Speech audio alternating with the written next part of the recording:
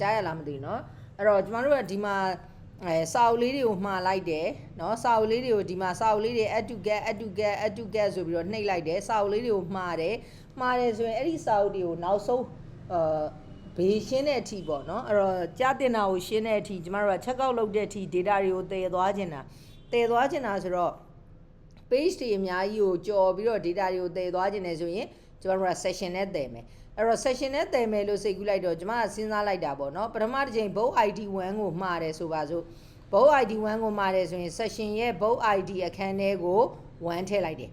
နောက်တစ်ခါကျတော့ဘာလုပ်လဲဆိုတော့ book ID 3ကိုထပ်မှာတယ်ဆိုတော့ session ရဲ့ book ID အခန်းထဲကို3ထည့်လိုက်တယ်ဆိုတော့အဲ့ဒီမှာပြဿနာကဘာလဲဆိုရင်အဲ့ဒီ book ID အခန်းထဲကိုပထမတစ်ချိန်1ထည့်တယ်နောက်တစ်ခါ book ID အခန်းထဲကိုဒုတိယချိန်ကျတော့3ထည့်တယ်ဆို1ကြီးကပျောက်သွားပြီ3ရောက်သွားမှာဥမာအနေနဲ့ဆိုရင်ဘာနဲ့တွတ်တူလဲဆိုတော့ A ထဲကို1ထည့်လိုက်တယ် A ထဲကို1ထည့်ပြီးတော့ကျမကနေပြီးတော့ A ထဲကိုပြီးတော့စိတ်ကူးပေါက်ပြီး9သွားထည့်လိုက်တယ်အဲ့ဒါဆိုကျမတို့ကတစ်ကပျောက်ပြီး9 override ဖြစ်သွားမှာ override ဖြစ်သွားတော့အဲ့တော့ကျမတို့ဒီမှာက session ရဲ့ book ID အခန်းထဲကို1ထည့်တာကနေ3ထည့်လိုက်တယ်ဆို1ကြီးကပျောက်သွားပြီး3က override ဖြစ်သွားမှာဆိုတော့အရင်မှာတဲ့စာအုပ်စီးရင်တွေကပျောက်သွားမှာအဲ့တော့အဲ့ဒီတိုင်းပေးလို့မရဘူးဒါပေမဲ့လို့အဲ့ဒီတိုင်းပေးလို့မရဘူးဆိုတော့ကျမတို့ကဘာဖြစ်အောင်ပေးရမှာလဲဆိုတော့အခန်းနံပါတ်တွေကိုမတူအောင်ပေးရမှာအခန်းနံပါတ်တွေကိုမတူအောင်ပေးရမှာဆိုတော့ session ဟုတ်ပြီဒါပါလေ order မှာတဲ့ဟာဆိုတော့ order မတူအောင်လို့ book ID 1ကိုမှာတယ်ဆိုရင်ဟော1နဲ့ကို1ထည့်အဲ့လိုလုပ်လိုက်မယ်လေအဲ့လိုပဲကျမတို့ကနောက်တစ်ခါ book ID 3ကိုမှာတယ်ဆိုရင် session ရဲ့ order ရဲ့ဘယ်ခန်းနဲ့လဲဆိုရင်2ခန်းနဲ့ဟုတ်ပါဘူး book ID 3ကိုမှာတယ်ဆိုရင်3ခန်းနဲ့ကို3ထည့်အဲ့တော့ကျမတို့ကစာအုပ်တုပ်နဲ့တုပ်က ID မတူတဲ့အတွက် ID 1ဆို1နဲ့ထည့် ID 3ဆို3နဲ့ထည့် ID 10ဆို10နဲ့ထည့်ဆိုတော့ကျမတို့ကမှားစရာအကြောင်းမရှိတော့ဘူးเนาะအဲ့လိုမှားစရာအကြောင်းမရှိတော့ဘူးအဲ့တော့ကျမတို့ကဒီတိုင်းထည့်လိုက်မယ်ဒီတိုင်းထည့်လိုက်ပြီးသွားလို့ရှိရင်အဲ့ဒါဆိုရင်ID 1နဲ့ကို1ထည့် ID 3နဲ့ကို3ထည့်အဲ့လိုလဲရတယ်ဒါမှမဟုတ်ရင်ဒီလိုသိမ့်လဲရတယ်ကျမတို့ကစာအုပ်နံပါတ်1ပေါ့စာအုပ်နံပါတ်1ကိုကျမတို့ကတအုပ်မှာတယ်ဆို1ပေါ့နှစ်အုပ်မှာတယ်ဆိုရင်2ပေါ့အဲ့လိုပုံစံမျိုးသိမ့်လဲရတယ်ဆိုလိုတာကတော့ section ရဲ့ရှေ့ကဒီ order နေရာမှာကိုယ့်ကိုကြိုက်တဲ့နာမည်ပေးပြန်ခေါ်လို့လွယ်အောင်လို့အဲ့တော့ဒီကောင်က order မှာတဲ့ list ဖြစ်တဲ့အတွက် order သို့မဟုတ်card စသဖြင့်ကိုယ့်ကိုကြိုက်တယ်လို့နာမည်ပေးပေါ့နော်နာမည်ပေးပြီးတော့အခန်းနံပါတ်ကိုမတူအောင်လို့နောက်ထပ်တစ်ခန်းယူလိုက်ပြီးအဲ့ဒီခန်းထဲမှာ ID ထည့်လိုက်မယ်ပြီးရင်နောက်ကမှသူ့ရဲ့တန်ဖိုး quantity ကိုထည့်လိုက်မယ်အဲ့ဒီလိုပုံစံမျိုးနဲ့ထည့်ပါမယ်เนาะအဲ့တော့အဲ့လိုပုံစံမျိုးနဲ့ထည့်မယ်ဆိုတော့ကျမတို့စာအုပ်ထုတ်ပြတဲ့နေရာလေးเนาะစာအုပ်ထုတ်ပြတဲ့နေရာလေးကိုသွားကြည့်လိုက်မယ်ဆိုရင်ဒီမှာတွေ့ပြီ order.php order မဟုတ်ဘူးကျမတို့ဒီမှာကဘာလဲဆို index အဲ့တော့ကျမတို့ဒီမှာ index.php မှာဆိုလို့ရှိရင် order book id obid ပေါ့အဲ့တော့ obid ဆိုပြီးတော့ book id ကိုထည့်ပေးလိုက်တယ်အဲ့တော့အဲ့ဒီ book id ရတာနဲ့ကျမတို့က session ထဲကိုသွားသိမ်းမှာ session ထဲကိုသွားပြီးတော့ဈေးချင်းနှောင်းလေးထဲမှာထုတ်ပြမှာပေါ့နော်အဲ့တော့ဈေးချင်းနှောင်းထဲမှာထုတ်ပြမယ်ဆိုတော့ဟုတ်ပြီအဲ့တော့အပေါ်မှာသွားသိမ်းမှာဆိုတော့ session ထဲမှာသွားသိမ်းမှာဆိုတော့ကျမတို့ကဘာကိုသုံးမလဲဆိုတော့ session ကိုသုံးမယ် session ကိုသုံးမယ်လို့ဆိုလို့ရှိရင်ကျမတို့အပေါ်မှာ php session ကိုသုံးတဲ့ဟာကိုကပဲထည့်ပေးကိုကပဲသူများထည့်လိုက်တာကိုယူเนาะဘာလုပ်ပေးရမှာလဲဆိုတော့ session stat ဒါလေးတွေကျမဗီဒီယိုလက်ချာတစ်ခုမှပြောခဲ့ပြီးသွားပြီเนาะအဲ့တော့ session stat လုပ်လိုက်တယ်အဲ့တော့ session stat လုပ်ပြီးပြီဆိုတာနဲ့ဘာလုပ်တော့မှလဲဆိုတော့အဲ့ထဲကို data တွေသွားထည့်မယ် data တွေသွားထည့်တော့ဒီကဘာနာမည်နဲ့ data တွေသယ်လာတာလဲလို့ပြောခဲ့ရင် obid เนาะ obid နဲ့သယ်လာတာအဲ့တော့ကျမအပေါ်ဆုံးမှာသွားရေးလိုက်ပါမယ် php ရေးမှာဖြစ်တဲ့အတွက် php အဲ့တော့ obid လေးသာပါခဲ့ရင်ဆိုတော့ if เนาะ is set အဲ့တော့ ahref နဲ့သယ်တယ်ဆိုတော့ကျမတို့ကသိကြတယ် get array တွေကိုရောက်မှာအဲ့တော့ get array ရဲ့ obid အဲ့ဒီ obid အခန်းလေးသာရှိခဲ့တယ်ဆိုရင်ဆိုဒါ data ပါလာလို့အဲ့တော့ data ပါလာရင်ကျမတို့ဘာလုပ်မလဲ data ပါလာရင် session နဲ့သွားသိမ်းမယ် session ထဲကိုသွားသိမ်းမယ် session ထဲကိုသွားသိမ်းမှာဖြစ်တဲ့အတွက်ကျမတို့ဒီနေရာမှာဘာရေးမလဲဆိုတော့$sign ဘာ array လဲဆိုရင် session array ရဲ့ ဘယ်အခန်းလဲဒါကွက်ကိုကြိုက်တဲ့နာမည်ပေး cat အခန်းရဲ့ဘယ်နေရာတော့အဲ့ဒီ ID လေးကိုနော် ID ကိုအခန်းနံပါတ်ဖြစ်ပေးလိုက်တာဘာလို့ဆိုတစ်ခုနဲ့တစ်ခုနဲ့မထက်အောင်လို့အဲ့တော့$order book ID equal အဲ့ဒီကောင်လေးကိုပြန်ဖမ်းလိုက်တယ်ဖမ်းလိုက်ပြီးသွားတဲ့အခါကျတော့ cat ရဲ့ဘယ်အခန်းနဲ့လဲဆိုရင်$OB ID OB ID အခန်းနဲ့ကို1ထည့်လိုက်တယ်ဘာလို့ဆိုတအုပ်မှာတယ်ပေါ့အဲ့တော့ကျမတို့ကအဲ့နေရာမှာပထမဦးဆုံးအချိန်သွားထည့်ရင်တအုပ်1ဖြစ်မှာနောက်တစ်ချိန်သွားထည့်ရင်အဲ့ဒီစာအုပ်ကိုပဲနောက်တစ်ချိန်သွားနှိပ်လိုက်တယ်ဆိုရင်2အုပ်ဖြစ်ရမှာပေါ့အဲ့ဒီစာအုပ်ကိုပဲနောက်တစ်ချိန်တစ်ခါထပ်နှိပ်တယ်ဆိုရင်3အုပ်ဖြစ်ရမှာဆိုလိုတာကသူ့ထဲမှာရှိတဲ့တန်ဖိုးကိုတစ်တိုးထိုးသွားရမှာဘာဖြစ်ခဲ့ရင်လဲဆိုတော့ရှိပြီးသားဆိုရင်မရှိသေးဘူးဆိုလို့ရှိရင်တော့1ထည့်တာမှန်တယ်ရှိပြီးသားဆိုလို့ရှိရင်ရှိတဲ့ဟာကိုကျမတို့ကတစ်ပေါင်းသွားရမှာเนาะအဲ့တော့အဲ့ကောင်လေးကိုစစ်မယ်ဆိုတော့မရှိသေးဘူးဆိုရင်ဆိုတော့ if မရှိတာဆိုတော့ not is set ဘယ်ကောင်မရှိတာလဲဆိုတော့$section ရဲ့ card ရဲ့ဘယ်ခန်းလေးလဲဆိုလို့ရှိရင်ကျမတို့ထားမှာက$OB ID အဲ့ဒီအခန်းလေးသာမရှိခဲ့ဘူးဆိုရင်ဟုတ်ပြီမရှိခဲ့ရင်ဘာလုပ်မှာလဲမရှိခဲ့ရင်တစ်ထည့်ရှိခဲ့ရင်ဘာလုပ်မှာလဲရှိခဲ့ရင်အဲ့ဒီကောင်ကိုတစ်သွားတိုးမှာเนาะရှိပြီးသားကောင်ကိုတစ်သွားတိုးမှာလို့ပြောရတဲ့အတွက် plus ဒါပဲအဲ့တော့ကျမတို့ကဒီထိရပြီဆိုလို့ရှိရင်ဘာထုတ်ပြမှာလဲဆိုတော့မင်းမှာတာစုစုပေါင်းစာအုပ်ဘယ်နှအုပ်ရှိပြီဈေးချင်းတောင်းထဲမှာဘယ်နှအုပ်ရှိပြီဆိုတာထုတ်ပြကြတာအဲ့တော့ထုတ်ပြခြင်းတော့ကျမတို့ဒီမှာနမူနာကြည့်မယ်ဆိုရင်ဒီမှာဆိုလို့ရှိရင် cat ရဲ့1အခန်းကတအုပ်မှာထားတယ်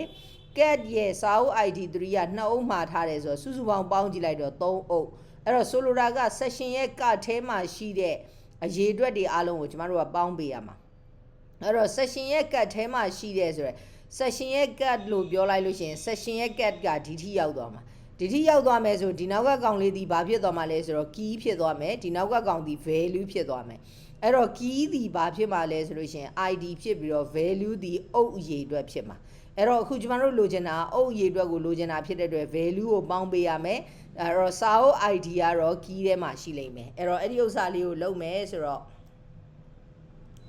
for each เนาะ for each ဘယ်ကောင်လဲဆိုလို့ရှိရင်ကျမတို့ section ရဲ့ဘယ်ကောင်လေးလဲဆိုရင် card လေးအဲ့ဒီ card လေးကိုလုံးလိုက်မယ်ဆိုသိကြတယ် key ကဘာ ID ရမှာလဲဆိုတော့ both ID ရမယ် value ကကျတော့ဘာလဲဆိုရင်ဘယ်နှအုပ်လဲဆိုရယ် quantity ရမယ်အဲ့တော့ကျမအဲ့ဒီ quantity တွေပေါင်းကျင်တာဆိုတော့ looping ကြီးမပတ်ခင် total တွေကိုဘယ်လောက်သွားထည့်ထားလိုက်မလဲဆိုတော့0သွားထည့်လိုက်ပြီးတော့ဒီထဲကို quantity လာပေါင်းကျင်တာဆိုတော့ total plus equal เนาะအဲ့တော့ဘယ်ကောင်ကိုပေါင်းမှလဲဆိုရင် QTY လေးကိုလာပေါင်းလိုက်မယ်ပေါင်းပြီးရင်ကျွန်မကဘာအလှပတွေမလုပ်ရသေးဘူးဆိုတော့ echo ဒီတိုင်းလေးပဲဘယ်နှခုဆိုတာထုတ်ပြလိုက်မယ်ဒါပဲကဲကျမတို့သွား run ကြည့်ပါမယ်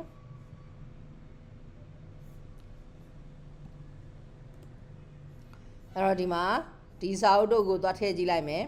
ဒီစာအုပ်တို့ကိုသွားထည့်ကြည့်လိုက်လို့ရှိရင်ကျမတို့ဒီမှာပေါ်လာပြီ1နဲ့2အုပ်ရှိသွားပြီတဲ့เนาะဒီစာအုပ်ကိုပဲထည့်တယ်အဲ့ဒါဆိုကျမတို့ဒီမှာ2အုပ်ရှိသွားပြီတဲ့เนาะအဲ့တော့နောက်ထပ်စာအုပ်တို့ကိုသွားထည့်တယ်3အုပ်ရှိသွားပြီတဲ့အဲ့တော့ကျမတို့ကဘာဖြစ်လဲဆိုတော့အချိန်ရေတွက်တာတော့မှန်သွားပြီเนาะအချိန်ရေတွက်တာတော့မှန်သွားပြီဆိုတော့ဒါလေးကိုလှတပတာလေးနဲ့ဈေးချင်းနှောင်းပုံစံလေးပြဖို့ရပဲလိုတော့တာပေါ့เนาะအဲ့တော့အဲ့ဒါလေးကိုကျွန်မဒီနောက်လေးမှာထည့်လိုက်မယ်ဒီနောက်လေးမှာ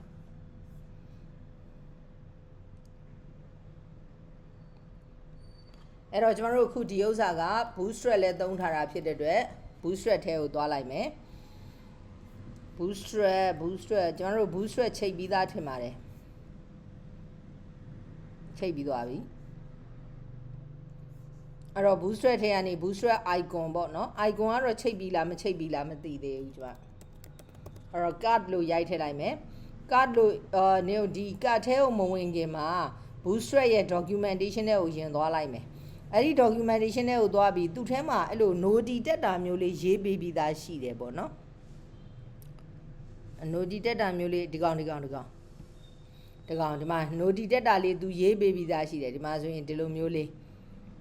ဒီမှာဆို no ဒီလေးကဒီလိုလေးတက်တာကိုကအဲ့လိုမျိုးလေးတက်ချင်တယ်ဆိုလို့ရှိရင်ကိုကြိုက်တဲ့ပုံစံပေါ့နော်အဲ့တော့ကျွန်မကဒီပုံစံလေးကြိုက်တယ်အဲ့တော့ဒီပုံစံကို copy ကူးလိုက်မယ် copy ကူးပြီးတော့ဘယ်နေရာမှာပေါ်ကျင်တာလဲဘယ်နေရာမှာပေါ်ကျင်တာလဲဆိုတော့ကျွန်မကဒီအဝါရောင်ဒီဘာတန်းကြီးရဲ့ဘေးမှာပေါ်ကျင်တာဆိုတော့အဖွဲ့ဝင်သစ်ဆိုတာရဲ့ဘေးမှာပေါ်ကျင်တာအဲ့တော့အဖွဲ့ဝင်သစ်ရဲ့ဘေးမှာပေါ်ကျင်တာဖြစ်တဲ့ဒီနေရာလေးမှာ AHREF เนาะအဲ့တော့သူ့ကိုလှုပ်လိုက်တာ ਨੇ ဘယ်ဟိုရောက်မှာလဲဆိုတော့ checkout.php သို့မဟုတ်ဟိုပါပေါ့ bouncer.php ကိုရောက်မယ်အဲ့ဒီ A ထဲမှာခုနအကောင်လေးကိုထည့်လိုက်မယ်เนาะခုနအကောင်လေးကိုထည့်လိုက်မယ်ဆိုတော့ကျွန်တော်တို့ဒီတိုင်းလေးဖြစ်သွားတယ်ဒီတိုင်းလေးဖြစ်သွားတော့ဒီမှာသွားကြည့်ပါမယ်ဒီကောင်ကို refresh လုပ်ကြည့်လိုက်မယ်4ဖြစ်သွားပြီဒီမှာလဲပေါ်လာပြီအဲ့တော့ဒီပေါ်က4ကိုဒီထဲရောက်ပေါ်ချင်တာเนาะဒီထဲရောက်ပေါ်ချင်တာဒီထဲရောက်ပေါ်ချင်တော့လွယ်ပါတယ်ကျွန်တော်တို့ဘာလုပ်မလဲဆိုတော့ဒီနေရာမှာမထုတ်ပြတော့ဘူးဆိုတော့ဒီနေရာကောင်ကိုဖယ်ပလိုက်ဖြတ်ပလိုက်ပြီးသွားလို့ရှိရင်ဘယ်နေရာမှာလာပေါ်ချင်တာလဲဟဲ့ဒီ69 plus ဆိုတဲ့နေရာမှာလာပေါ်ချင်တာအဲ့နေရာမှာလာပေါ်ချင်တာဆိုတော့ကျွန်တော်တို့ဒီမှာဗာရေးမလဲဆိုတော့ php လေးနဲ့ echo $sign total ရပြီအဲ့ဒါဆိုရင်ကျွန်တော်တို့မှန်ပြီလားသွားကြည့်မယ်ဒီကောင် refresh လုပ်လိုက်ရင်တော့တစ်ချိန်တိုးသွားမှာအဲ့တော့ဒီမှာ file တယ်မှန်သွားပြီမှန်သွားတော့ဗာလေးပဲပြောင်းဖို့လိုတော့လဲဆိုတော့ heady inbox နေရာမှာဈေးချင်းနှောင်းပုံစံလေးပြောင်းမယ်အဲ့တော့ဈေးချင်းနှောင်းပုံစံပြောင်းမယ်ဆိုတဲ့အတွက် bootstrap ရဲ့ icon နဲ့ကိုသွားလိုက်တယ် icon နဲ့ကိုသွားပြီးတော့ချင်းနှောင်းပုံလေးရွေးလိုက်မယ်ချင်းနှောင်းပုံလေးရွေးပြီးတော့အဲ့ကောင်လေးကို copy ကူးလိုက်မယ်ဘယ်နေရာမှာပေါ်ချင်တာလဲ inbox ဆိုတဲ့စာနေရာမှာပေါ်ချင်တာအဲ့တော့ကျွန်တော်တို့ဒီမှာ inbox ကြီးကိုဖြတ်လိုက်မယ်ဖြတ်လိုက်ပြီးခုန icon လေးကိုစာထိုးကြည့်လိုက်မယ်နော်အဲ့တော့ကျွန်တော်တို့ကဒီမှာကဒီ order ကြီးပါပြီးသားဖြစ်တဲ့အတွက်ဥမာပင်မစာမျက်နှာနှိပ်လိုက်မယ်ဒီမှာဆိုလို့ရှိရင် total ကမပါတော့ဘူးဖြစ်နေတာပေါ့နော်အဲ့တော့ကျွန်တော်တို့ကဘာလုပ်ခဲ့ရမှာလဲဆိုလို့ရှိရင် total ကိုဒီထဲသွားကြည့်ညာလို့မရဘူး तू ကမဟုတ်လို့ရှိရင်မရှိတဲ့ချိန်ကျရင်ပြဿနာတက်တာပေါ့နော်အဲ့တော့ကျွန်တော်ကဒီထဲမှာဘာသွားတက်မလဲဆိုတော့ total equal 0เนาะ total equal 0အဲ့ဒီကောင်ကိုသွားထည့်မယ် total equal 0ကိုသွားထည့်ပြီးသွားလို့ရှိရင်ကျွန်မခုနတစ်ချက်လွဲသွားတာဒီနေရာလေးเนาะဒီနေရာလေးဒီကောင်က order ရှိမှပြရမှာမဟုတ်ဘူးလေเนาะ तू က section ရှိတာနဲ့ကိုပြရမှာ section ထဲမှာ order ထက်မှာလဲအရင်ရှိပြီးသား order အဟောင်းကိုပြပေးရမှာပေါ့เนาะအဲဒါကြောင့်ဒီအပြင်ဘက်မှာကျွန်တော်တို့က if is set ရှိခဲ့ရင်ပေါ့เนาะအဲ့တော့ဘယ်ကောင်ရှိခဲ့ရင်လဲဆိုတော့ section ရဲ့ဘယ်ကောင်လေးလဲဆိုရင် card ဆိုတဲ့ဥစ္စာလေးသာရှိခဲ့မယ်ဆိုရင်ရှိခဲ့တယ်ဆိုတာ ਨੇ ကျွန်တော်တို့က total ကိုတွက်ပြီးထုတ်ပြပေါ့เนาะအဲ့ဒါဆိုရင်ဒီမှာပြန်သွားကြည့်လိုက် sorry ဒီမှာပြန်သွားကြည့်လိုက်မယ်ဒီမှာ5ခုဖြစ်သွားပြီเนาะအဲ့တော့ဒီမှာပြဿနာကဘာလဲဆိုလို့ရှိရင်ချင်းနှောင်းလေးကပေါ်မလာဘူးအဲ့ဒါဆိုသိကြတယ်ကျွန်တော်တို့က bootstrap ရဲ့ဒီ icon နဲ့မချိတ်ရသေးလို့ပေါ့เนาะအဲ့တော့ icon နဲ့ချိတ်မယ်ဆိုအောက်နှန်းလေးသွားလိုက်မယ်သွားလိုက်ပြီးတော့ဒီမှာ CDN link ဆိုတာရှိပါတယ်အဲ့ဒီ CDN link လေးကို copy ကူးမယ်ဒီမှာလာထည့်လိုက်ပါမယ်အဲ့တော့ရပြီလားသွားပြီးတော့ refresh လုပ်ကြည့်ပါမယ်ရသွားပြီเนาะအဲ့တော့ဈေးချင်းနှောင်းလေးနဲ့ဒီမှာ file လို့ပေါ်သွားပြီအဲ့တော့ကျွန်မနောက်တော့ထပ်မှာမယ်ဆိုလို့ရှိရင်ဒီမှာဈေးချင်းနှောင်းလေးနဲ့ sys လို့ဖြစ်သွားပြီเนาะအဲ့တော့အဲ့ဒီဈေးချင်းနှောင်းပေါ်နှိပ်လိုက်တာနဲ့ရှိသမျှစာအုပ်တွေကိုဘောင်းချပုံစံမျိုးနဲ့ထုတ်ပြရမှာပေါ့เนาะအဲ့ဒီဘောင်းချပုံစံမျိုးနဲ့ထုတ်ပြတဲ့အခါမှာလဲ तू ကဘာဖြစ်နိုင်လဲဆိုတော့ကျွန်တော်တို့ရှိတယ်လေစာအုပ်တွေမှားနင်းငံမှာပြီးတဲ့အခါကျမှပြီးတော့ပတ်စံရှင်းတော့မယ်ဆိုတဲ့အချိန်ကျမှဟာပတ်စံတွေအများကြီးကြာနေပြီအဲဒါဆိုဘယ်စာအုပ်တော့ပြန်လျှော့မယ်အဲ့လိုလျှော့လို့ရရမယ်တကယ်လို့အဲ့လိုမှမဟုတ်ဘဲနဲ့ကိုကစာအုပ်သိမ့်မရှိတော့ဘူးလို့မှတ်ပြီးတဲ့အခါကျတော့sorry ပတ်စံမလောက်ဘူးမှတ်ပြီးတော့စာအုပ်တွေကိုလျှော့မှာလိုက်တယ်လျှော့မှာလိုက်ပြီးတော့မှပြီးတော့ခါကျမှဘောင်းချာကိုကြည့်လိုက်တော့ဟာငါထက်မှာလို့ရသေးတာပဲဆိုထက်မှာတာရှိမယ်ပြီးတကယ်လို့အဲ့လိုမှမဟုတ်ဘဲနဲ့တော်ပြီးမဝယ်တော့ဘူးဆိုပြီးအားလုံးကို cancel လုပ်တာလည်းရှိမယ်အဲ့တော့ပြောချင်တာကကျွန်တော်တို့က bouncer page တီပြရုံနဲ့မဟုတ်ပါဘူးအဲ့ဒီထဲမှာရှိတဲ့ဟာတွေကို delete တို့เนาะဖြတ်ပစ်တာတို့ quantity အတိုး short တို့ဒါတွေလုပ်ပေးနိုင်ရမယ်ပေါ့เนาะအဲ့ဒါဆိုလို့ရှိရင်ကျွန်မအခုပြောသွားတဲ့ဒီထိဘာလေးမေးစရာရှိလဲမသိဘူးဘာမေးစရာရှိလဲမေးစရာရှိရင်မေးပါအဲ့တော့ကျွန်တော်တို့အခုဘယ်ထိအဆင်ပြေသွားပြီလဲဆိုရင် order လေးတွေကိုနှိပ်လိုက်တာနဲ့ add to get လေးတွေကိုနှိပ်လိုက်တာနဲ့ဒီထဲမှာအရေးအတွက်တိုးသွားတယ်အဲ့လိုအရေးအတွက်တိုးသွားဖို့ရအတွက်ကျွန်တော်တို့ကဘာလုပ်ခဲ့လဲဆိုတော့ဒီ book ရဲ့ ID လေးတွေကို section ထဲမှာထည့်ခဲ့တာပေါ့နော်အဲ့တော့ section ထဲမှာထည့်ခဲ့တာဖြစ်တဲ့အတွက်အဲ့ဒီဥစ္စာနောက်တစ် page ယူသွားလို့ရတယ်အဲ့တော့ကျွန်တော်တို့ကဒီကောင်ကိုနှိပ်လိုက်တာနဲ့ဘာလုပ်ရမှာလဲဆိုတော့ bouncer ထုတ်ပြရမှာ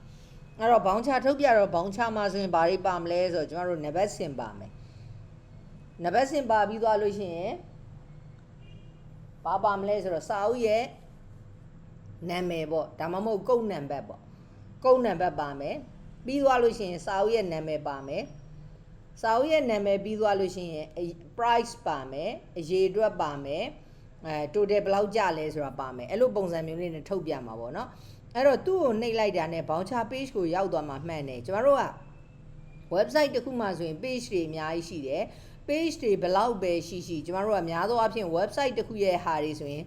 အပေါ်က header တူလေးရှိတယ်အဲ့လိုပဲကျမတို့အောက်က footer เนาะကျမတို့ footer တောင်မထည့်ရသေးဘူးအဲ့တော့ footer ထည့်ပြီးသွားလို့ဆိုရင် footer လည်းတူလေးရှိတယ်အဲ့တော့ page တိုင်းမှာ header တူမယ် footer တူမယ်เนาะအဲ့တော့ကျမတို့ကဘာလုပ်လိုက်မလဲဆိုတော့ဒီထဲမှာ file define create လုပ်လိုက်ပါမယ်အဲ့ဒီ file ရဲ့နာမည်ကို header.php လို့ပေးလိုက်မယ်အဲ့တော့အဲ့ဒီအပေါ်ပိုင်းတွေအားလုံးကိုကူးပြီးတော့ဘယ်ထဲကိုသွားထည့်မှာလဲဆိုတော့ header ထဲကိုသွားထည့်မှာเนาะ header ထဲကိုသွားထည့်မှာဆိုတော့ကျွန်တော်တို့ကဘယ်အထိလဲဆိုတော့ဒီပေါ်က header ဒီမှာတွေ့ပြီဒီထိအဲ့တော့ဒီကောင်ကြီးကို control H လှုပ်လိုက်တယ်လှုပ်လိုက်ပြီးတော့ဒီမှာလာထည့်တယ်เนาะဒီမှာလာထည့်တယ်လာထည့်ပြီးတာနဲ့ဒီအပေါ်ပိုင်းလေးကို header လေးပေါ်စေချင်တာ header လေးပေါ်စေချင်တာဆိုရင်ကျွန်တော်တို့က phpအဲ့တော့ပါချင်တာဆိုတော့ include เนาะအဲ့တော့ဘယ် file လေးပါချင်တာလဲ header.php เนาะ header.php လေးပါမယ်ဒီလိုရေးလိုက်တယ်တကယ်လို့ကျမတို့ကအောက်မှာ footer ရေးထားတာရှိရင်လည်းအဲ့ကောင်ကို copy ကူးလိုက်เนาะ copy ကူးလိုက်ဒီမှာဆိုရင် footer ကဲကျမနမူနာလေးစမ်းပြမယ်ပေါ့เนาะဒီမှာ footer လို့ပဲပြထားလိုက်မယ်တကယ်တော့အများကြီးပြရမှာပေါ့เนาะအဲ့တော့အဲ့ဒီ footer ဆိုတဲ့ဥစ္စာလေးကိုကျွန်တော်ကတက် page ခွဲချင်တာအဲ့တော့ဒီကောင်လေးကိုဖြတ်လိုက်မယ်အဲ့တော့ဒီနေရာမှာပေါ်မှာက php include footer.php เนาะ footer.php လေးလာပေါ်ခြင်းတယ်အဲ့တော့အဲ့ဒီပြီးသွားရင်ဒီမှာ file define create လုပ်လိုက်မယ်အဲ့ဒီ file ရဲ့နာမည်က footer.php သူ့ထဲကိုဒီကောင်လေးထည့်လိုက်မယ်ဒါပဲအဲ့တော့ကျွန်တော်တို့က header တွေ footer တွေပြီးသွားပြီအဲ့တော့အဲ့လိုခွဲရေးလိုက်ခြင်းအပြင်ဘာကောင်းလဲဆိုတော့ကျွန်တော်တို့ကနောက်တစ် page ရေးမယ်ဆိုရင် header နဲ့ footer နဲ့ကို include လုပ်လိုက်အောင်ပဲအကုန်ပါပြီးသားဖြစ်သွားမှာเนาะအဲ့တော့အခုဘာရေးမလဲဆိုတော့ bouncer page ကိုရေးပါမယ် bouncer.php အဲ့တော့ bouncer.php ကိုရေးမယ်ဆိုရင် bouncer.php မှာတေးကြတာတခုကတော့ထိတ်ဆုံးကနေအောင်ကျွန်တော်ခုနတုန်းက footer ထဲမှာဒါကြီးပါထည့်လိုက်တော့မဟုတ်ရင်သူ့အောက်ကပြန်ပိတ်နေရမှာရှုပ်လို့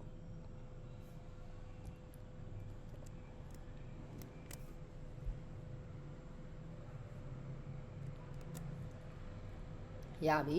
အဲ့တော့ php ထဲမှာပထမပါချင်တာက include ဘယ်ကောင်ကိုပါချင်လဲဆိုတော့ header.php ပါချင်တယ် header.php ပါပြီးသွားလို့ရှိရင်ဒီအောက်မှာဘယ်သူပါချင်လဲဆိုတော့ php လေးနဲ့ include เนาะအဲ့တော့ဘယ်ကောင်ပါချင်တာလဲဆိုတော့ footer.php ပါချင်တယ်ဒါပဲအဲ့တော့ကျွန်တော်တို့ကဒီလိုလေးရေးပြီးသွားပြီဆိုလို့ရှိရင်ဒီလိုလေးရေးလိုက်ပြီဆိုတာနဲ့ကျွန်တော်တို့အဲ့နေရာမှာတစ်ချက်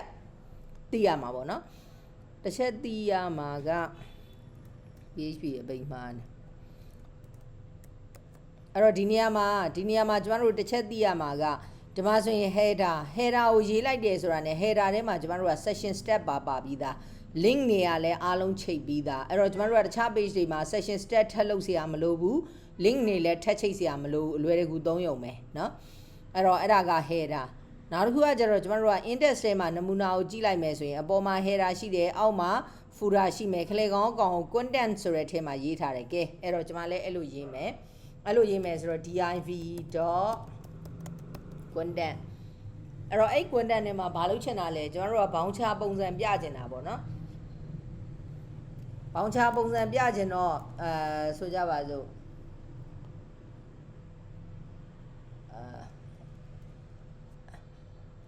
တိုက်တယ်ကဘယ်လိုရေးတာလဲကျွန်တော် CSS တွေမှတ်မိတော့ကိုရေးထားတဲ့ CSS ကိုကဲ H1 နဲ့ပဲပြလိုက်ပါမယ်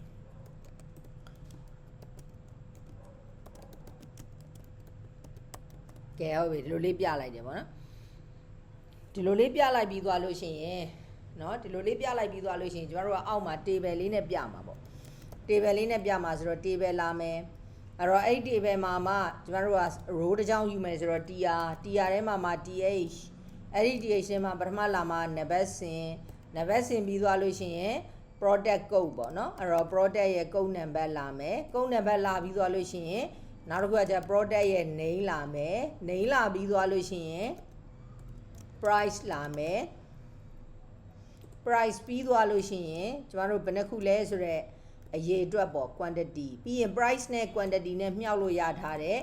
ဘယ်သူလာမှာလဲဆိုရင် total ပေါ့နော် total လာမယ်ဒီလိုပုံစံမျိုးလေးနဲ့ပြကျင်တာပေါ့ဒီလိုပုံစံမျိုးနဲ့ပြကျင်တော့ကျွန်တော်တို့ကခုန session ထဲမှာဘာတွေတည်ခဲ့လဲ session ထဲမှာကျွန်တော်တို့ဘာတွေတည်ခဲ့လဲဆိုတော့ quantity ပါတယ်နောက်တစ်ခုကကျတော့ဗာလဲ book ID ပါတယ်ဒါမှမဟုတ်ကျွန်တော်တို့ book name တော့ကျွန်တော်တို့မတည်ခဲ့ရဘူးဖြစ်နေတာเนาะတကယ်တမ်းရှေ့မှာတစ်ခါတည်းတည်ခဲ့လဲရတယ်တကယ်လို့မတည်ခဲ့ရဘူးဆိုရင်လည်းကိစ္စမရှိဘူးဒီနေရာမှာ query လေးနဲ့ဆွဲထုတ်ပြီးပြလိုက်မယ်เนาะအဲ့တော့ကျွန်တော်တို့က session ထဲမှာရှိသလောက်ဆွဲထုတ်ပြီးတော့ပြမယ်အဲ့တော့ session ထဲမှာရှိသလောက်ဆွဲထုတ်ပြီးတော့ပြမယ်ဆိုတော့ session ထဲမှာရှိသလောက်ဆိုတော့ထုံးစံတိုင်း table ထဲမှာ php လေးနဲ့ဘာလုပ်လိုက်မလဲဆိုတော့ရှိသလောက် looping ပတ်မယ်လို့ပြောတဲ့အတွက်ကြောင့်မလို့ for each loop เนาะအဲ့တော့ for each loop လေးနဲ့ဘယ်ကောင်းကို looping ပတ်ချင်တာလဲ session ရဲ့ဘယ်အခန်းလဲ card လို့ပြောလိုက်တာ ਨੇ ပထမဦးဆုံးအခန်းနံပါတ်ဒီ book id ဖြစ်တဲ့အတွက်ဒီနေရာမှာ book id ပေါ့เนาะ book id အဲ့တော့ဒီ value နေရာမှာဘာရမှာလဲဆိုတော့ quantity ရမယ်အဲ့တော့ကျမတို့စာအုပ်ရဲ့ကုတ်နေရာမှာထုတ်ပြမယ် book id လည်းရပြီเนาะကျမတို့ပြီးတော့ quantity လည်းရပြီအဲ့ဆိုကျမတို့သိဖို့လိုတာဘာနဲ့သိဖို့လိုလဲဆိုတော့ name နဲ့ price နဲ့သိဖို့လိုတယ်เนาะ name နဲ့ price နဲ့သိဖို့လိုတယ်အဲ့တော့ name နဲ့ price နဲ့ကို database ထဲကနေသွားပြီးတော့ဆွဲထုတ်ပါမယ်$sign query equal select ဘာနာမည်ပေးခဲ့လဲမသိဘူးprice ရယ် title ရယ်เนาะ price ရယ် title ရယ်ပြီးခဲ့တာ price ရယ် title ရယ်ပြီးခဲ့တာဆိုတော့ဒီနေရာမှာ select price,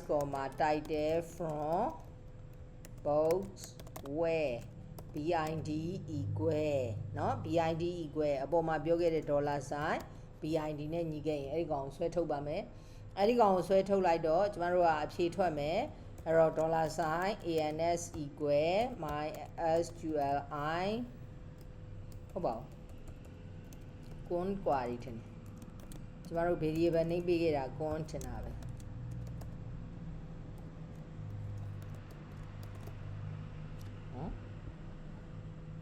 con query ဘယ်ကောင်ကိုလုပ်ချင်တာလဲဆိုတော့$sign ju ကိုလုပ်ချင်တာju ကိုလုပ်ချင်တော့အဲ့ဒီရပြီအဲ့တော့အဲ့ထဲကအဖြေကသူနဲ့ကိုက်ညီတဲ့ကောင်ဆိုတော့တစ်ခုပဲထွက်မှာဆိုတဲ့အတွက် if ရင်တော့အကြကျမတို့ကအများကြီးထွက်မှာဆိုတော့ why နဲ့ရေးတာလေနော်ဒီကောင်ကတော့ book id ဒီကောင်နဲ့ညီတဲ့ကောင်တစ်ခုပဲထွက်မှာဖြစ်တဲ့အတွက် if $sign row တွေကို mysqli fetch associate ဘယ်ကောင်လဲဆိုတော့ ans တဲအကောင်ဆွဲထုတ်လိုက်တယ်အဲ့ဒီထဲမှာကျမတို့လိုချင်တာ title နဲ့ price နဲ့လိုချင်တာเนาะအဲ့တော့ title နဲ့ price နဲ့လိုချင်တော့$sign title တွေကိုဘာထည့်မှာလဲဆိုတော့ row တွေက title ခန်းအဲ့လိုပဲကျမတို့$sign price တဲကို row တွေက price အခန်းထည့်လိုက်တယ်အဲ့တော့အဲ့နှစ်ခုရပြီအဲ့နှစ်ခုရပြီဆိုတော့အဲ့ဒါလေးကိုကျမတို့က table ပုံစံမျိုးနဲ့ပြချင်တာ table ပုံစံမျိုးနဲ့ပြချင်တော့ဒီလို row တစ်ချောင်းလာတိုင်းเนาะဒီလို row တစ်ချောင်းလာတိုင်းကျမတို့က tr တစ်ချောင်းယူရမှာ哦 tr တစ်ချောင်းယူရမှာဖြစ်တဲ့အတွက်ကျမဒီကောင်လေးကိုခဏ control h လုပ်လိုက်မယ်ပြီးသွားလို့ရှိရင် echo เนาะအဲ့တော့ဒီမှာဘာလုပ်လဲဆိုတော့ tr ဖွင့်တယ် တရားဖွင့်ပြီးသွားလို့ရှိရင် echo ဘာပြန်ပိတ်မလဲဆိုတော့ကျမတို့ td sorry တရားပြန်ပိတ်မယ်အဲ့ဒီတရားထဲမှာပထမနံပါတ်စဉ်ကတော့1 2 3 4ပေါ်ကျင်တာဖြစ်တဲ့အတွက်ရှင်းတယ်ဒေါ်လာဆိုင်နံပါတ်ထဲကိုပထမဆက်စချင်း1ပေါ်ကျင်တာဆိုတော့1ပေါ့နော်အဲ့တော့အဲ့ဒီကောင်လေးပေါ်ကျင်တော့ကျမတို့ကဘယ်လိုရေးမလဲဆိုတော့ echo ပါတယ်လဲဆိုရင် td ထဲမှာဘယ်သူကိုပေါ်ကျင်တာလဲဆိုတော့နံပါတ်4ကိုပေါ်ကျင်တာနံပါတ်နော် sorry td အဲ့တော့နံပါတ်4ပေါ်ကျင်တယ်နံပါတ်ပြီးသွားလို့ရှိရင်ဒီမှာကုတ်နံပါတ်ပေါ်ကျင်တာကုတ်နံပါတ်ဆိုတာဘုတ် id နဲ့တူတူပဲလေဘုတ် id နဲ့တူတူပဲဆိုတော့ echo td dollar sign bind td အဲ့ဒါပြီးသွားလို့ရှိရင်ကျမတို့နောက်ထပ်တစ်ခုပေါ်ကျင်တာကဘာပေါ်ကျင်တာလဲဆိုတော့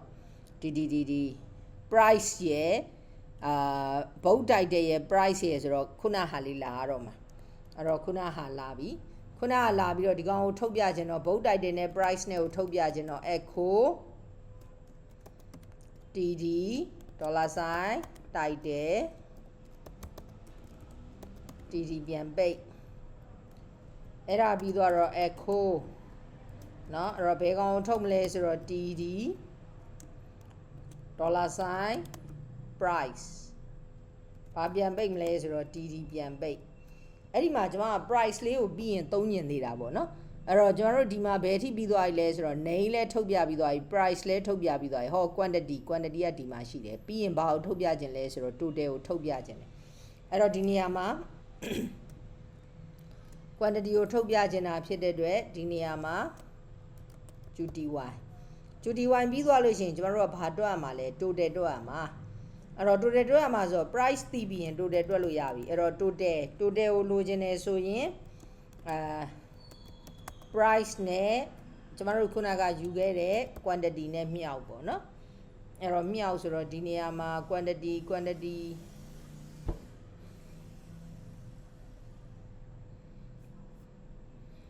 number code name price quantity total ဟုတ်ပြီအဲ့တော့ဒီအောက်မှာ total ပြရမှာtotal ပြရမှာဆိုတော့ခုနမြောက်ထားတဲ့ total ကိုပြလိုက်မယ်ဒါပဲကဲကျွန်တော်တို့အလုံးလုံးမလုပ်သွားကြည့်ပါမယ်အဲ့တော့ဒီ page ပေါ့ဒီ page ကနေပြီးတော့မှဒီကောင်ကိုနှိပ်လိုက်မယ်နှိပ်လိုက်တယ်ဆိုလို့ရှိရင်ဒီမှာ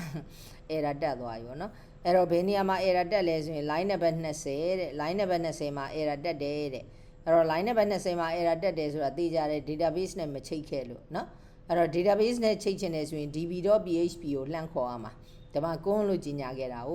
အဲ့တော့ db.php က page တိုင်းလောက်လို့မှလိုအပ်မှာဖြစ်တဲ့အတွက်ကျွန်မကဘယ်ထဲမှာသွားရေးလိုက်မလဲဆိုတော့ header ထဲမှာသွားရေးလိုက်မယ်နော် header ထဲမှာဒီနေရာမှာ include เนาะအဲ့တော့ဘာကောင်လဲဆိုတော့ admin အောက်က db.php เนาะ db.php လေး include လုပ်မယ်လို့ရေးလိုက်တယ်ဒီမှာပြဿနာရှိတယ်ဒီမှာကဒီက total နဲ့ဟိုက total နဲ့ညှိတာမျိုးဖြစ်နိုင်တယ်အဲ့တော့ဒီ total ကိုဒီလိုပေးလိုက်မယ် card total လို့ပေးလိုက်မယ်နာမည်တွေကညှိကုန်မှာပြီးရင်အဲ့တော့ဒီကောင်က card total အဲ့တော့ဒီထဲမှာပြမယ်ဥစ္စာကလည်း card total ဟိုဥစ္စာက total တက်ပေါ့နော်ကဲပြန်စမ်းကြည့်ပါမယ်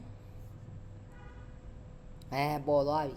ဒီမှာပေါ်သွားပြီเนาะအဲ့တော့ပေါ်သွားတော့ table ကြီးကလှလာဆိုတော့မလှဘူးအလှတော့ဆင်ရအောင်မှာပေါ့လေเนาะအဲ့ဒါဒီမှာဆိုလို့ရှိရင်9000 2အုပ်ဆိုတော့14000ဒီမှာဆိုရင်1000 3အုပ်ဆိုတော့3000ဒီမှာဆိုရင်1000 2အုပ်ဆိုတော့1000အဲ့တော့ကျွန်တော်တို့ကအောက်မှာဘာပြဖို့လိုလဲဆိုတော့ all total เนาะ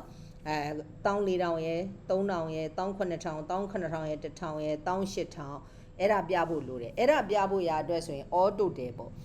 အဲ့တော့ all total ကိုပြခြင်းတယ်ဆိုရင်ကျမတို့ကဒီမှာနံပါတ်ကလည်းမှားနေသေးတယ်1ဒီကြီးဖြစ်နေเนาะအဲ့တော့အဲ့ဒါပြီးသွားတော့ကျမတို့ကဒီရှေ့က column ၄ခုကိုပေါင်းပလိုက်ရမှာ all total ဆိုပြီးတော့ဒီနောက်မှာပြမှာကဲဟုတ်ပြီအဲ့တော့ column ၄ခုပေါင်းပြင်မယ်အဲ့တော့ looping ကြီးအတွင်းမှာကျမတို့ကဘာကိုတွက်ရမှာလဲဆိုတော့ all total တွက်ရမှာ all total ဆိုတာ total တွေအားလုံးကိုပေါင်းထားတာเนาะtotal တွေအားလုံးကိုပေါင်းထားတာဖြစ်တဲ့ဒေါ်လာဆိုင် all total အဲ့ထဲကိုဗာထည့်မလဲဆိုတော့0ထည့်ပါမယ်0ထည့်ပြီးတော့ဘယ်ကောင်ကိုလာပေါင်းမှာလဲဆိုတော့ all total တွေကို plus equal เนาะအဲ့တော့ဘေးကောင်ကိုလာပေါင်းပါလဲဆိုတော့ total ကိုလာပေါင်းပါအဲ့လိုပေါင်းလိုက်အဲ့လိုပေါင်းပြီးတော့နောက်ထပ်တစ်ခုကျမတို့ကြံခဲ့တာက looping 100တစ်ချိန်ပိတ်ပြီးပြီဆိုတာနဲ့ကျမတို့ number 4ကိုတစ်တိုးရမှာအဲ့ဒါကြံနေခဲ့တယ်ဒီထိရပါပြီအဲ့တော့ looping ကြီးပြီးသွားတဲ့အချိန်ကျမှကျမတို့ကအောက်ကနေပြီးတော့ all total ဆိုတဲ့ဟာကိုထုတ်ပြမှာဖြစ်တဲ့အတွက် t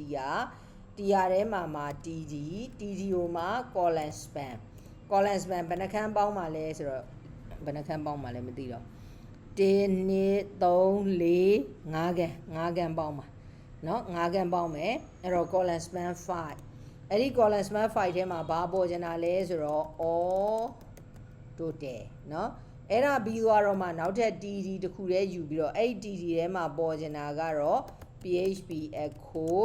$sign all total เนาะအဲ့ဒါကောင်လေးပေါ်ကျင်တယ်ဒါပါပဲ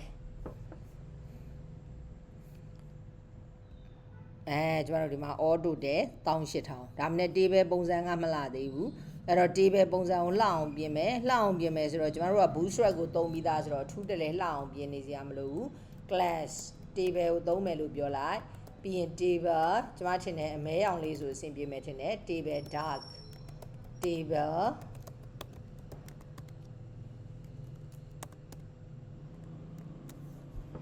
ကဲဟုတ်ပြီဒါလေးကိုသွားကြည့်လိုက်မယ်ဒီမှာဒီလိုပုံစံမျိုးလေးဖြစ်သွားတယ်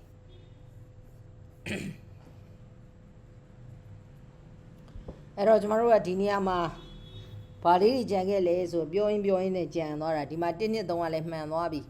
1 2 3ကလည်းမှန်သွားပြီကုန်းနံပါတ်ကလည်းမှန်သွားပြီစာအုပ်နာမည်တွေကလည်းမှန်သွားပြီဒါတွေမှန်သွားပြီကုန်းမှန်သွားပြီအဲ့တော့ကျမတို့ဘာကြံခဲ့လဲဆိုတော့ quantity အတိုး short လုပ်လို့ရရမယ် quantity အတိုး short လုပ်ပြီးသွားတဲ့အခါကျတော့ဒီဘက်ကဟိုပါပေါ့quantity တိုး short လုပ်လိုက်တာနဲ့ဈေးနှုန်းကပါပြောင်းသွားရမယ်ဈေးနှုန်းကပါပြောင်းသွားပြီးတဲ့အခါကျတော့ဒီဘေးမှာဟာဒီပစ္စည်းမလိုချင်တော့ဘူး delete အဲ့လို delete အဲ့ဒီ delete button လေးတွေပါရမယ်ပေါ့နော်ကျွန်မဒီကနေ့ညပြောတာနည်းနည်းများနေတယ်ဆက်ပြောလို့ရသေးလားယင်ရလားဆက်ပြောလို့ရလားဟာအိပ်ပျော်သွားကြ යි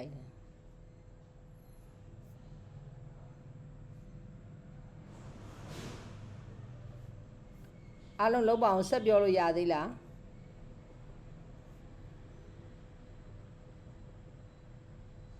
ဟုတ်ရတယ်ရှင်ဟုတ်အဲ့ဒါဆိုဆက်ပြောလိုက်မယ်နော်အဲ့ဒါဆိုလို့ရှိရင်ကျမတို့အခုလောက်ရမှာကquantity ကိုအတိုး short လုပ်လို့ရတာလောက်ရမယ်အဲ့တော့ quantity ကိုအတိုး short လုပ်လို့ရတာလောက်ရမယ်ဆိုတော့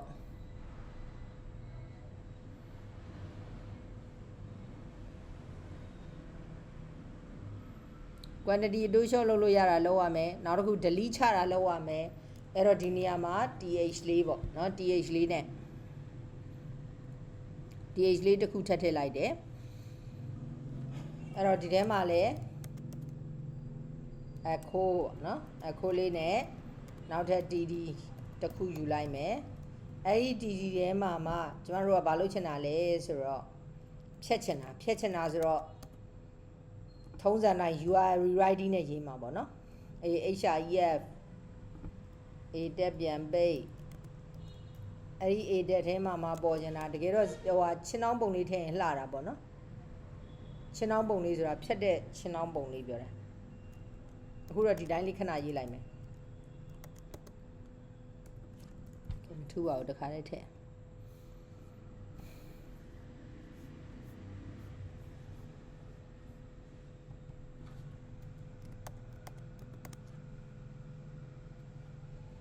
အဲ့တော့ delete တွေ့ပြီအဲ့တော့ဒီကောင်လေးထည့်မယ်အဲ့တော့ဒီကောင်လေးကို copy ကူးလိုက်တယ် copy ကူးလိုက်ပြီးသွားလို့ရှိရင် A ထဲမှာလာထည့်မယ်အဲ့တော့ကျွန်တော်တို့ကတပည့်ကုတ်ထဲမှာတပည့်ကုတ်ပါလို့မရအောင်เนาะအဲ့တော့တပည့်ကုတ်ထဲမှာတပည့်ကုတ်ပါရင်ပြဿနာတက်ရောအဲ့တော့တပည့်ကုတ်ထဲမှာ single ကုတ်ပါလို့ရတယ်เนาะအဲ့တော့ဒီကောင်လေးကိုဗာပြောင်းလိုက်မလဲဆိုတော့ single ကုတ်ပြောင်းလိုက်ပါမယ်ရပြီ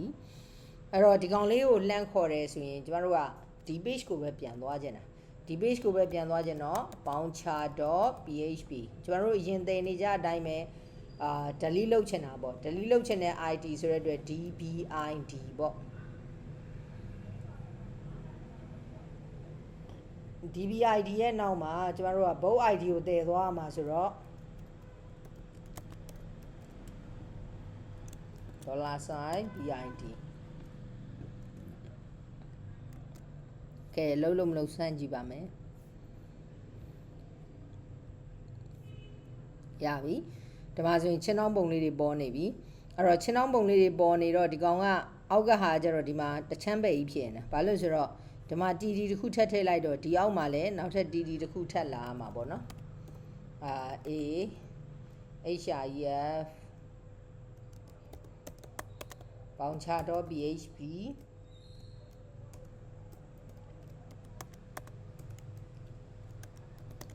delete all အဲ့တော့ DELET delete all ပေါ့ဒါကတော့အကုန်လုံးတော်ပြီမဝယ်တော့ဘူးတော်ပြီဆိုပြီးတော့ delete all ထည့်ရမလား confirm ထည့်ရမလား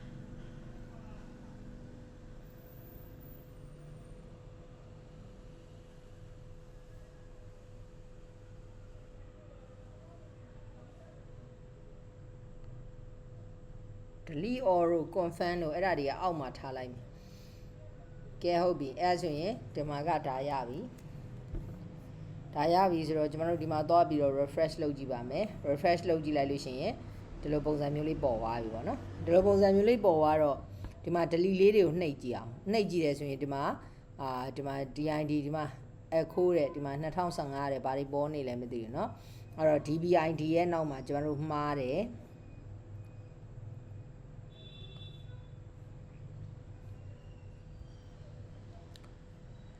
$sign BID $sign BID ပေါင်ချထဲမှာ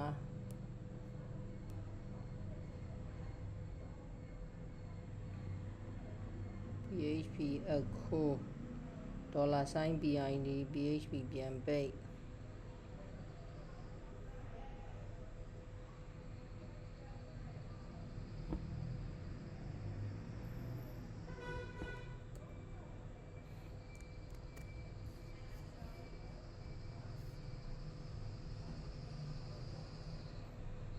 မရဘူးသူကစာသားကြီးလို့ပေါ်နေစာသားကြီးလို့ပေါ်နေဘာမှားလဲ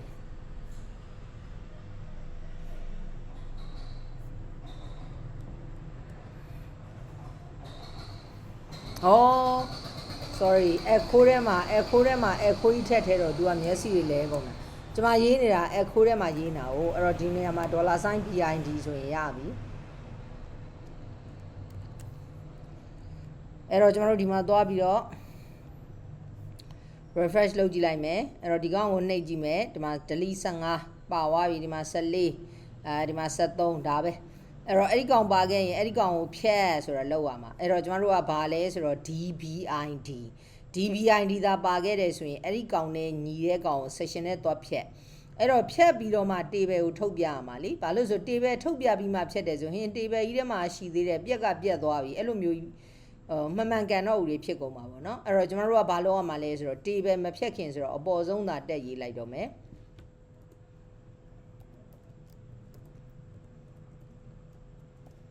အဲ့တော့ဘာလေးသာပါခဲ့ရင်လဲဆိုတော့ if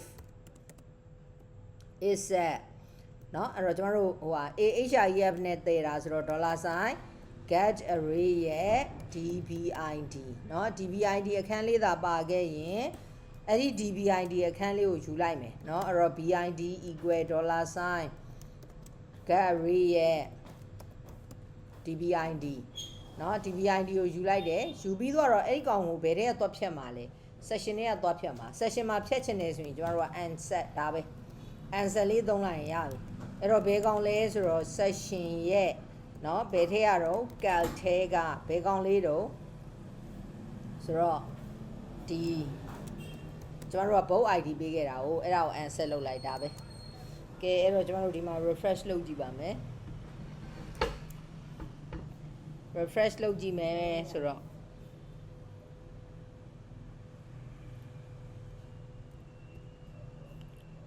အဲ့တော့ဒီမှာသွားပြီးတော့ delete နှိပ်ကြည့်လိုက်မယ်အဲ့မှာပြောင်းသွားပြီပြောင်းသွားတော့ဒီကောင်က3000ဒီကောင်က1000ပေါင်းတော့4000ဒါတွေက auto ပြောင်းပြီးသားအဲ့တော့နောက်ထပ်တစ်ခုမကြိုက်ဘူးဆိုရင်နောက်ထပ်တစ်ခုလည်းသွားဖြတ်လိုက်အဲ့ဒါဆိုရင်ဒီမှာ1000ပဲကျန်တော့တယ်နော်အဲ့တော့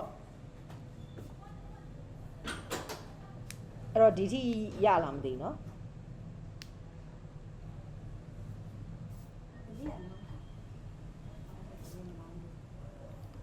အဲ့တော့ဒီထိရပြီဆိုလို့ရှိရင်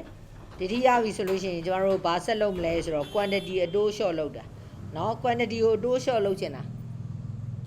quantity ကိုအတိုး short လုပ်ချင်တာက quantity အတိုး short လုပ်တာဒီကနေ့ပြောရင်ရှုပ်ကုန်မယ်ထင်တယ်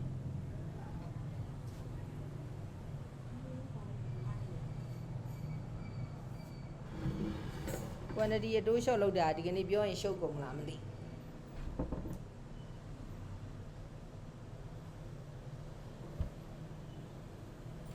အဲ့ဒါဆိုရင်ဒီကနေ့အဲ့ဒါပြီးသွားလို့ရှိရင်ကျမတို့ကကဲမထူးပါဘူးပြောလိုက်တော့မယ် quantity အတိုး short လဲအဲ့တော့ quantity ကိုအတိုး short လုပ်လို့ရစေချင်တာအတိုး short လုပ်လို့ရစေချင်တာဆိုတော့ quantity ကိုဒီတိုင်းထုတ်ပြလို့မရအောင်เนาะဒီတိုင်းထုတ်ပြလို့မရတော့ကျမတို့ကဘာနဲ့ထုတ်ပြမလဲဆိုတော့ input die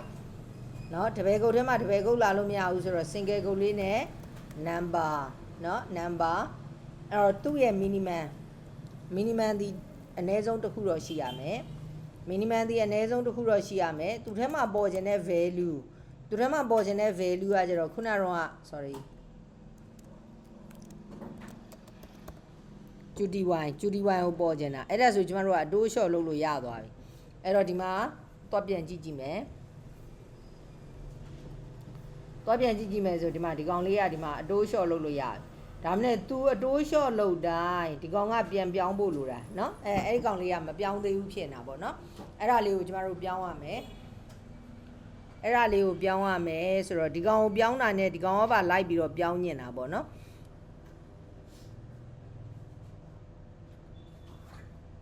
ကဲဟုတ်ပြီအဲ့ဒါဆိုရင် तू ပြောင်းတာနဲ့ဆိုတော့ကျမကဘာထည့်ပေးလိုက်မလဲဆိုတော့ तू ပြောင်းတာနဲ့ဆိုတော့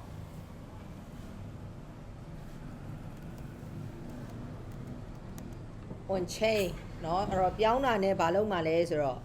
ပြောင်းတာနဲ့ तू ပြောင်းလိုက်တာနဲ့ကျမတို့ကသူ့ရဲ့ quantity လေးကိုယူပြီးတော့မှသွား chain ပေါ့เนาะအဲ့လိုလောက်ရမှာဆိုတော့ကျမကဒီကောင်ကို chain လိုက်တာနဲ့ဘယ်သူကိုလှမ်းခေါ်မလဲဆိုတော့ chg QTY ကိုလှမ်းခေါ်ပြီးတော့အဲ့တော့ကျမတို့ကဒီမှာကြည့်လိုက်လို့ရှိရင်ဥမာကျမစာအုပ်ဆက်ပြီးတော့မှားလိုက်မယ်ပြင်မစာမျက်နှာကိုသွားလိုက်မယ်ပြင်မစာမျက်နှာကိုသွားပြီးတော့မှစာအုပ်လေးထည့်လိုက်မယ်ကတ်ထဲကိုစာအုပ်တွေထည့်မယ်ထည့်ပြီးသွားလို့ရှိရင်ရှင်းမယ်ဆိုတော့ကျမတို့ဒီမှာ3မျိုးရှိတယ်ပေါ့နော်အဲ့ဒီ3မျိုးရှိတဲ့ထဲကကျမကဒီကောင်ကိုတိုးလိုက်ပြီဆိုရင်ဒီကောင်ပဲတိုးရမှာလေဒီအောက်ကကောင်တွေကမတိုးရဘူးတနည်းအားဖြင့်ပြောရင်ဒီကောင်ဘယ်ကောင်တုံးဆိုတော့ခါကျတော့သူ့ရဲ့ quantity ကိုသွားတိုးရမှာเนาะသူ့ရဲ့ quantity ဘယ်သူရဲ့ quantity လဲဒီ both id လေးရဲ့ quantity လေးကိုသွားတိုးရမှာအဲ့တော့ကျွန်မက this မပေးတော့ပါဘူးတခါတည်း both id ပေးလိုက်မယ်အဲ့တော့ $bid ဒါ javascript function ကိုလှမ်းခေါ်တာ javascript function ကိုလှမ်းခေါ်ပြီးတော့ on chain ဆိုတာနဲ့ chain quantity ဆိုတဲ့ function ကိုလှမ်းခေါ်ပြီးတော့ both id ပေးလိုက်တာကဲအဲ့ဒါဆို javascript function ရေးပါမယ်JavaScript function ကိုရေးချင်တော့ JavaScript ကိုရေးချင်တယ်ဆိုရင်ကျမတို့ script အဖွင့်တက်နဲ့ script အပိတ်တဲ့အတွင်းမှာရေးပေးရပါမယ် script အဖွင့်တက်နဲ့ script အပိတ်တဲ့အတွင်းမှာရေးပေးရပါမယ်အဲ့တော့ function လေးကိုရေးချင်တော့ function let เนาะအဲ့တော့ chg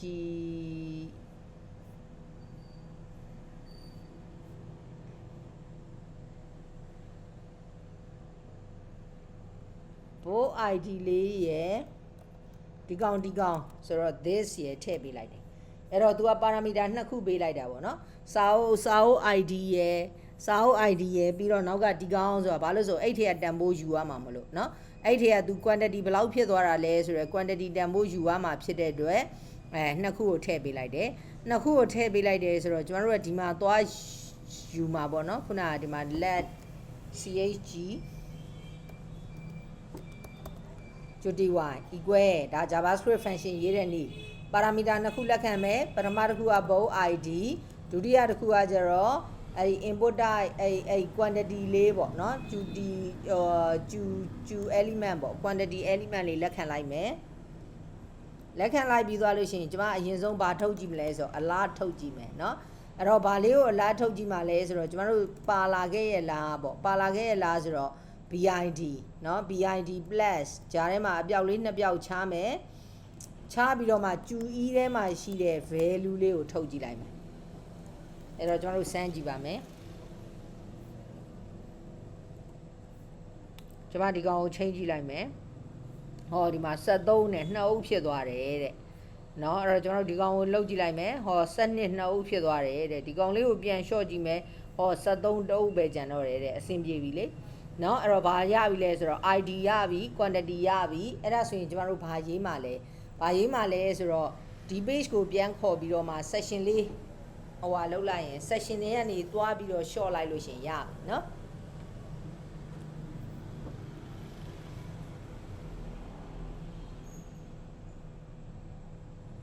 အဲ့တော့ဒီကောင်ထုတ်ပြစရာမလိုတော့ဘူးပေါ့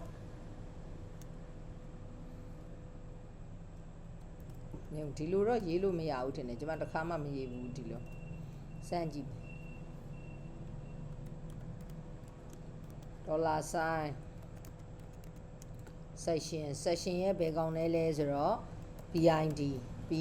BID မဟုတ် sorry မှားလို့ section ရဲ့ card ရဲ့ BID အခန်းထဲကိုဘယ်သူကိုထည့်မှာလဲဆိုတော့ခုနတုန်းကဒီလိုရေးတာတော့ဟုတ်တယ်ဒီလိုရေးတာတော့မရေးဘူးဆိုတော့ထားလိုက်တော့ကျွန်မရေးဘူးတဲ့ရေးနည်းနဲ့ပြောမယ်เนาะအဲ့တော့ကျွန်တော်တို့ဒီမှာဆိုလို့ရှိရင် both ID ရပြီ quantity ဆိုတော့ကျွန်မဒီနေရာမှာ variable let ပေါ့เนาะ variable ကျင်ညာခြင်း let ဒါမှမဟုတ်ဒီ page ကိုပဲပြန်ခေါ်လိုက်တော့မယ်ဒီ page ကိုပဲပြန်ခေါ်ခြင်းတယ်ဆိုလို့ရှိရင်ကျွန်တော်တို့ကlocation dot assignဘယ် page ကိုပြန်ခေါ်မှာလဲဒီ page ဆိုတော့ bouncer dot php အဲ့ဒီရဲ့နောက်မှာURL rewriting နဲ့ data တည်သွားမယ်အဲ့တော့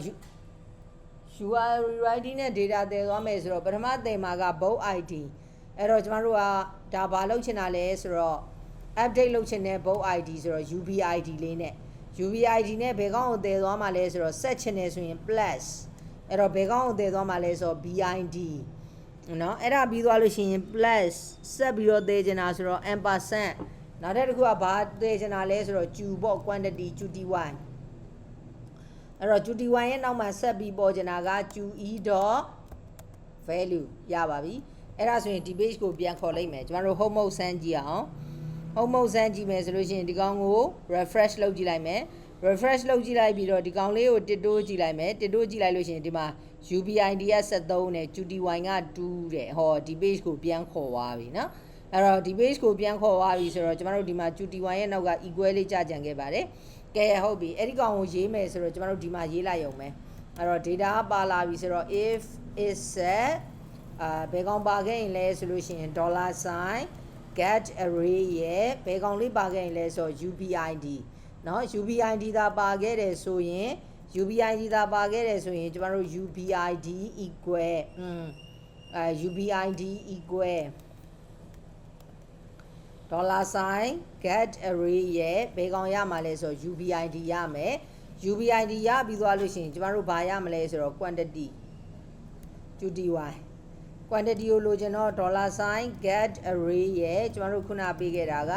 QTY နဲ့ပေးခဲ့တာ QTY အဲ့တော့ပြောင်းထည့်မယ်ဆိုတော့လွယ်လွယ်လေးပဲเนาะအဲ့တော့ကျွန်တော်တို့ဒီမှာ section ရဲ့เนาะဘယ်ခန်းလဲဆိုရင် card ရဲ့ဘယ်ခန်းလဲဆိုလို့ရှိရင် $sign UBID UBID အဲ့ဒီ UBID တွေကိုကျွန်တော်တို့ဘာထည့်မှာလဲဆိုလို့ရှိရင်$sign QTY เนาะ QTY ကိုထည့်မယ်ဒါပါပဲကဲဟုတ်ပြီအဲ့တော့လုံးမလုံးစမ်းကြည့်မယ်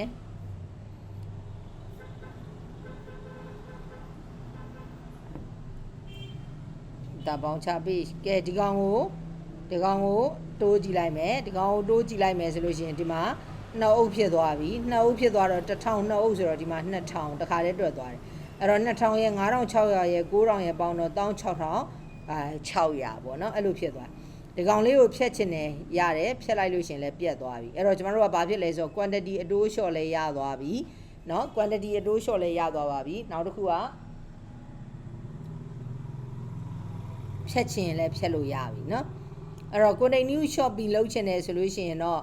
share page လေးကိုပြန်သွားလိုက်ရုံပဲလိုတာပေါ့နော်အဲ့တော့ continue shopping လုပ်ချင်တယ်တို့နောက်တစ်ခုကကျတော့မဟုတ်ဘူးပတ်စံရှင်းတော့မယ်တို့နော်အဲ့ဒါလေးတွေကြံတာပေါ့အဲ့ဒါလေးတွေကတော့ကျမတို့က page ကူးရုံပဲပေါ့နော် page ကူးရုံပဲဆိုတော့ button လေးတွေတိုင်းထည့်ပေးလိုက်လို့ရတယ်နောက်တစ်ခုကကျတော့ delete all ဟာတစ်ခုချင်းစီ live ဖြတ်နေရတာရှုပ်တယ်တစ်ခုချင်းစီ live မဖြတ်ချင်ဘူးအကုန်လုံးကို delete all လုပ်လိုက်မယ်ဒါလေးရတာပဲเนาะအဲ့တော့ကျမတို့ button လေး3ခုထပ်ထည့်ရမှာပေါ့เนาะအဲ့တော့ button 3ခုထပ်ထည့်ရမယ်ဆိုတော့ button 3ခုကို table ရဲ့အပြင်ဘက်မှာထည့်လိုက်မယ် table ရဲ့အပြင်ဘက်မှာ div တစ်ခုယူလိုက်မယ် ahref เนาะသူကဘယ်ကိုသွားမှာလဲဆိုတော့ index.php ဘာကိုနှိပ်ခဲ့ရင်လဲဆိုတော့ continue shopping เนาะအဲ့ဒါဆိုလို့ရှိရင်သူ့ရဲ့ပေါ်ကျင်တဲ့ design ပုံလေးက bootstrap ကိုသုံးထားတာဆိုတော့ btn အပြတ်အောင်လေးပေါ်ခိုင်းလိုက်မယ် btn primary ပေါ့เนาะအဲ့ဒါလေးပေါ်ခိုင်းလိုက်မယ်အဲ့ဒါပြီးသွားတော့နောက်ထပ်တစ်ခုကကျတော့ delete all အဲ့တော့ delete all ဆိုရင်တော့ရတယ် index.php ကိုသွားမယ် delete ထဲမှာ all ထည့်ပေးလိုက်တယ်အဲ့တော့ delete all ဆိုတာဒါရခဲ့ရင်အကုန်ဖြတ်ပေါ့နော်အဲ့ဒါဆိုလို့ရှိရင်ကျမတို့ကဒီနေရာမှာ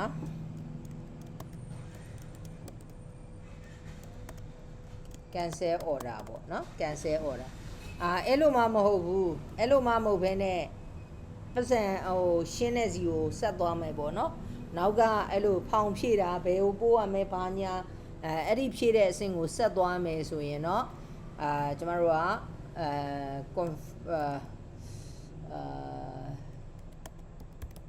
delivery info ပေါ့เนาะ delivery info.php ကိုသွားမယ်အဲ့တော့သူဆိုလို့ရှိရင်တော့continue shopping နေရာမှာကျမတို့က order confirm ပေါ့เนาะအဲ့တော့ order confirm ဆိုလို့ရှိရင်တော့ btn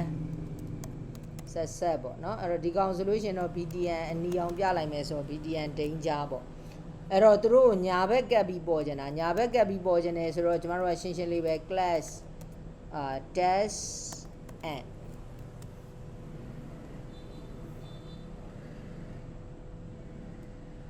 ရပြီဒီမှာဒီအောက်ကဒီလိုလေးပေါ်နေပြီအဲ့တော့ continue shopping ကိုနှိပ်လိုက်တာနဲ့ဒီ shape page ကိုပြန်ရောက်သွားမယ်အဲ့မှာမှားစရာရှိတာမှားမယ်ဒီကိုပြန်နှိပ်လိုက်တာနဲ့ဒီကိုပြန်ရောက်မယ် cancel order ဆိုရင်တော့ရှိသမျှဟာဒီအားလုံးဖြတ်ပြရမယ်ဒီ order confirm ကတော့ကျမတို့ဖောင်ဖြည့်တာတွေဘာတွေလောက်ရမှာပေါ့နော်အဲ့တော့ဒီ cancel order ကတော့ကျမတို့လုပ်လို့ရတယ်เนาะအဲ့တော့ cancel order ကတော့လုပ်လို့ရတယ်ဆိုတော့ cancel order မှာဆိုရင် cancel order ကကျမတို့ဘယ်သူကိုခေါ်ထားရလဲဆိုလို့ရှိရင်ဒီမှာဘယ်သူကိုခေါ်ထားရလဲဆိုတော့ index ကိုခေါ်ထားတယ်เนาะ cancel order က index ကိုခေါ်ထားတယ်ခေါ်ထားပြီးတော့ delete all ဆိုပြီးတော့ထည့်ပေးလိုက်တယ်เนาะအဲ့တော့ index ထဲကိုသွားမယ် index ထဲကိုသွားပြီးတော့ index ထဲသွားမှာထဲ header ထဲသွားမှာဘာလို့လဲဆိုတော့ cat ကရှင်းပြီးသားဖြစ်ရမှာဟုတ်ရှင်းပြီးသားဖြစ်ရမှာဆိုတော့ဒီထဲကိုသွားမှာဆိုတော့ဒီထဲကိုသွားလိုက်မယ်သွားလိုက်ပြီးတော့ရှိခဲ့ရင်ဆိုတော့ကျမတို့ထုံးစံတိုင်း if it set เนาะအဲ့တော့ဘယ်ကောင်လေးရှိခဲ့ရင်လဲဆိုတဲ့အခါကျကျမတို့ခုနကget array နဲ့ delete ဆိုတာသာရှိခဲ့ရင်အကုန်ဖြတ်ဆိုတော့ unset ဘယ်ကောင်ကြီးအကုန်ဖြတ်မှာလဲဘယ်ကောင်ကြီးအကုန်ဖြတ်မှာလဲဆိုတော့$sign session เนาะ$sign session တွေကကကြီးအကုန်လုံးကိုသာဖြတ်လိုက်တော့ဆိုဖြစ်သွားပြီကဲရပြီစမ်းကြည့်မယ်အဲ့တော့ဒါက bouncer page မှာတော်ပြီဘယ်မှမွေချင်တော့ cancel order ဒီမှာ0ဖြစ်သွားပြီတခုမှမရှိတော့ဘူးဒီ page ကိုပြန်ရောက်သွားပြီဒါပဲအဲ့တော့ကျမတို့ဟို form လေးဖြည့်ပြီးတော့ confirm လုပ်တာတော့ဒီကနေ့ပြောရင်ရမ်းများသွားမယ်ထင်တယ်ကျမဒီမှာစာတင်တာတော့ဒီမှာရက်လိုက်မယ်မေးစရာရှိတာလေးမေးပါအဲ့ဒါပြစရာရှိတာလေးပြပါနော်